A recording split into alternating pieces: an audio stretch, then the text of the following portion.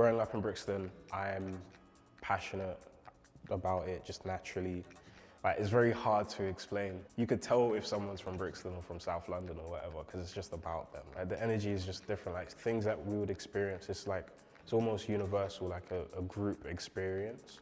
Like, that's something that I want to try and capture and document. So I try to draw inspirations from different things away from art. You just can't miss it. Like, if you just take a tour from like the top of Brixton Road all the way down, you find your pubs, your nightclubs, your Pop Brixtons. Pop Brixton is like a mashup of everything. It's crazy. It's vibrance also, like with street art and stuff like that. Like, we used to call it the Pen, but now it's called Stockwell Hall of Fame. Yeah, that was one of my favorites because my brother took me to that spot.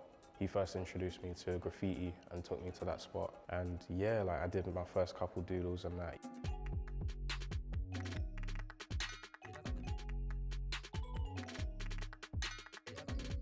Well, I can only speak from my perspective, but it wasn't really a thing studying art. It was like an easy A type thing. Like, and then after that, you just pursue a different career.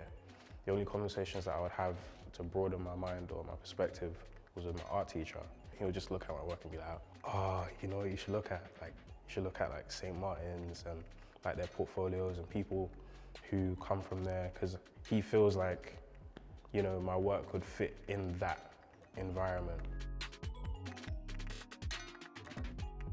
The energy in St. Martin's is very diverse. Like, you can find your little clique, but then at the same time, there's that element of competition, whether it's with amongst your friends or your peers, like those who are in the same class as you. I think that's always a good thing because it keeps you on your toes.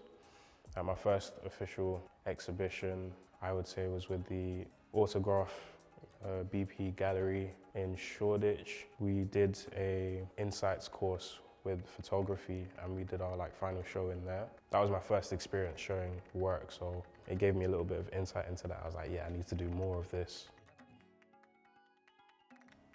The advice that I would give to someone who is in London trying to do the fine art thing, I would just say stick to it and just literally just go for it like 100%.